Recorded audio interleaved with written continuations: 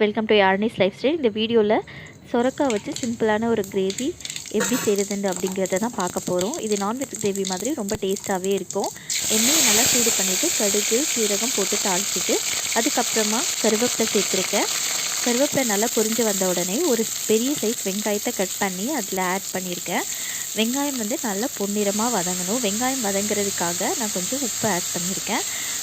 வெங்காயம் உப்பு ஆட் பண்ணி வதக்கும் போது இந்த அளவுக்கு சூப்பராக வதங்கி வந்துடும். இந்த மாதிரி பொன்னிறமாக வதங்கினதுக்கு அப்புறமா இதில் வந்து இஞ்சி பூண்டு பேஸ்ட்டு சேர்க்கணும். இஞ்சி பூண்டு ரெண்டும் சேர்த்து 20 கிராம் அளவு இருக்கும். இது வந்து ஒரு நீட்டு சுரக்காய் இருக்கும் இல்லையா, ஒரு பெரிய சுரக்காய், அதுக்கான அளவுகள் தான் இது நான் இப்போ சொல்லிகிட்ருக்கிறது.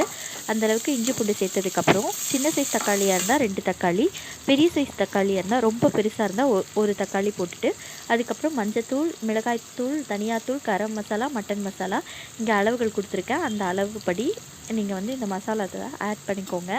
இந்த மசாலா எல்லாமே வந்து நல்லா தக்காளி கூட மிக்ஸ் ஆகி வரணும். தக்காளி வந்து நல்லா வதங்கி எண்ணெயெல்லாம் பிரிஞ்சு வர வரைக்கும் தக்காளி வந்து நல்லா வதக்கி விட்டுக்கோங்க. இந்த டைமில் சுரைக்காயை வந்து தோல்லாம் சீவிட்டு நல்லா பொடிசாக கட் பண்ணி நல்லா வாஷ் பண்ணி எடுத்து வச்சுருக்கேன். தக்காளி வந்து இந்த அளவுக்கு வதங்கி எண்ணெயெல்லாம் பிரிஞ்சு வந்ததுக்கப்புறமா வாஷ் பண்ணி வச்சுருக்க சுரைக்காயை வந்து இதில் ஆட் பண்ணி இதை வந்து நல்லா மிக்ஸ் பண்ணி விடணும். இதை ஆட் பண்ணதுக்கப்புறமா காய் ஆட் பண்ணதுக்கப்புறமா நல்லா மிக்ஸ் பண்ணி விட்டுட்டே இருங்க. ஏன்னா எண்ணெய் மட்டும்தானே இருக்குது, அதனால சீக்கிரமாக அடி பிடிச்சிடும்.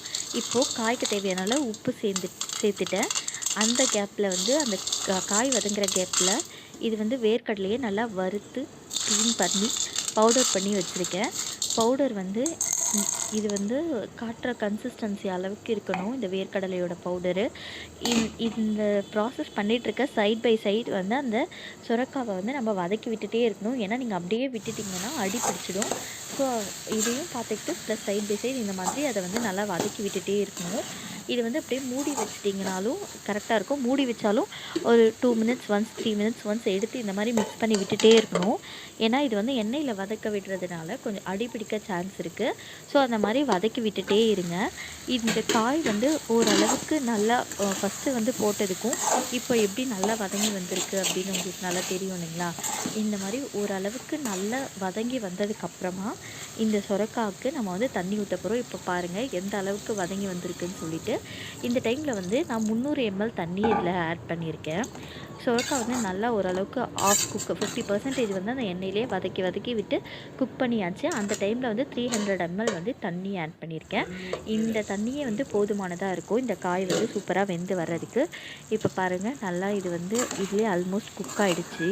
இங்கே பாருங்கள் சுரக்காய் வந்து இப்போ நல்லா குக்காகி வந்திருக்கு. ஃபஸ்ட்டு நம்ம போட்டதுக்கும் பாதியில் எப்படி இருந்தது, இப்போது ஃபுல்லாக குக் ஆனதுக்கப்புறம் எப்படி இருக்குது அப்படின்றது தெரியும். இந்த அளவுக்கு வந்து நல்லா குக்காகி வரணும். இந்த அளவு குக்காய் வந்ததுக்கப்புறமா இந்த ஸ்டேஜில் வந்து நம்ம பவுடர் பண்ணி வச்சுருக்க வேர்க்கடலை பொடி அதை வந்து இதில் ஆட் பண்ணிக்க போகிறோம். அதை ஆட் பண்ணிவிட்டு நல்லா இந்த மாதிரி மிக்ஸ் பண்ணி விட்டுறணும். வேர்க்கடலையை ஆட் பண்ணிவிட்டு இதை வந்து அப்படியே ஒரு 2 to 3 மினிட்ஸ் வந்து அடுப்புலேயே வச்சுட்டு இந்த மாதிரி மிக்ஸ் பண்ணி விட்டுட்டே இருக்கணும். இதுவும் அந்த மாதிரி தான், நீங்கள் மூடி விட்டு குக் பண்ணாலும் சரி, இல்லை அந்த மாதிரி மிக்ஸ் பண்ணி விட்டுட்டே இருந்தாலும் சரி. இது வந்து தண்ணியெல்லாம் ஃபுல்லாக வற்றி வந்துட்டதுனால அப்படியே வச்சுட்டிங்கன்னா அடி பிடிச்சிடும். ஸோ இந்த மாதிரி கலரி கொடுத்துட்டே இருங்க ஒரு 2 to 3 மினிட்ஸ்க்கு. இந்த மாதிரி எண்ணெயெல்லாம் நல்லா வந்து பிரிஞ்சு வரணும். அது வரைக்கும் நல்லா கலரி கொடுத்துட்டே இருங்க. இங்கே பாருங்கள் எண்ணெய்லாம் எவ்வளோ சூப்பராக பிரிஞ்சு வந்திருக்கு பாருங்கள். அது வரைக்கும் நல்லா கிளறி கொடுத்துட்டே இருங்க. நல்லா வந்து இது வந்து எண்ணெயை ஃபுல்லாக பிரிஞ்சு வந்துட்டதுக்கப்புறமா இந்த ஸ்டேஜில் வந்து நீங்கள் வந்து பெப்பர் ஆட் பண்ணிக்கிட்டிங்கன்னா ரொம்ப சூப்பராக இருக்கும். ஆக்சுவலி நான் பெப்பர் ஆட் பண்ணியிருந்தேன், அதை ஷார்ட் எடுக்க மறந்துட்டேன்.